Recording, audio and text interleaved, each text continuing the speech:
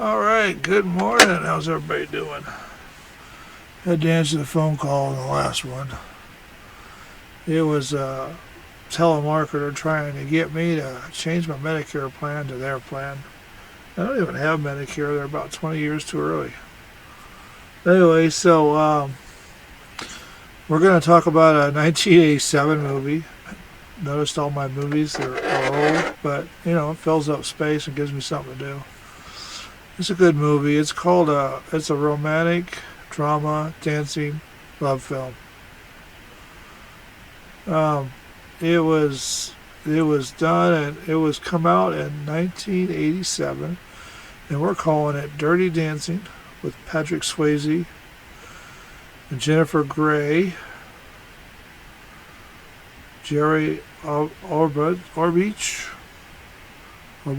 whatever it is. And then this movie was basically about going to a summer camp resort where they did stage shows dancing, and they played on the beach, and they had cars, fast cars. And it was actually kind of a fun movie. I like it. It's a good movie. It's a good movie to watch with the girls. That's the reason why I got it, because at the time I got it, I had a girl that I was watching these type of movies with, but she decided she wanted somebody that had more money. He got her knocked up, and she's single to the day. She tried to come back, but I'd already moved on. So anyway, this is a pretty good movie. They have arguments and fights, and there's no gun violence in here, but there's still somebody gets accused of doing something wrong, and it turned out to be somebody else. And they had a lot of dancing and music, and it turned out to be a real good comedy, romantic comedy, love story. Yeah, the noisy birds are making noise, and dogs should start barking here pretty soon too. Everybody wants to make noise while I'm doing this. But yeah, the resort, they did a lot of talking and dating and love making in the resort. The girl that Patrick Swayze's dancing with is actually younger. She's probably like 18 or 19 at the time, and he's about 25. So older man, younger woman.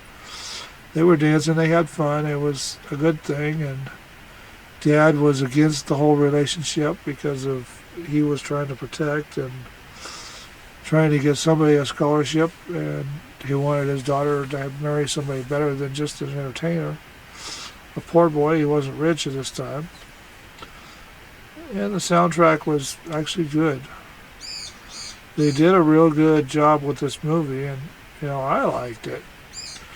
You play it too much and you get overwhelmed, but once in a while to have a good date night movie, it's a good one. Especially if you can stay home and snuggle close. It's pretty good for that. It'll keep her interested, and all the fun stuff that goes along with it. They called her Baby and him something else, and he was a dance instructor and she was a guest. They had all kinds of fights over her, and it was actually a pretty good movie. Patrick Swayze was fighting for love, and so was she. So it turned out to be a pretty good movie. I like it. These were when they were actually making movies to be telling a story instead of telling politics. But anyway, so they did a pretty good one with this. Let's see, Great American Films Limited Partnership, distributed by Vestron Pictures. It went out May 12th, 1987 to CONUS. It came out August 21, 1987 in the United States. 100 minutes long. the country of origin was the United States. It was English. They spent $4.5 million on this thing, and it made $214 million at the box office. So it must have been a good movie that everybody liked, because I've got copies of it and I kind of like it. So now when I buy older movies, I got to be careful not to buy duplicates, because I got to know what I have before I buy them. But it was a pretty good movie, and the dollar bins are usually pretty good, or $2 bins get you a lot of movies for cheap nowadays. And it's good to have them around to watch them. Good entertainment, especially, Netflix and all them. They want to charge you by the month. So instead of paying $21 or so for the movie, you're paying $2,000 or $3,000 for the movie to keep the subscription alive. And you're not even getting to rent it. You're just getting to download it. And sometimes it's there and sometimes it's not. My way, it's there all the time. If I want to watch a specific movie, I can just go pick it up and click on it or whatever and watch it. Drop it in a DVD player or whatever I'm doing with it. It doesn't make any sense to have have subscriptions to these movie places, because now you've got to have subscriptions to Prime to get all the Prime movies. You've got to have subscriptions to Netflix to get all theirs, and then Paramount, Fox, Disney, all the movie producers have got their own section for their own movies, so now you got to have all that. It's worse than buying cable. So whose movies do you want to watch? You got, if you don't have a big budget, you got to pick.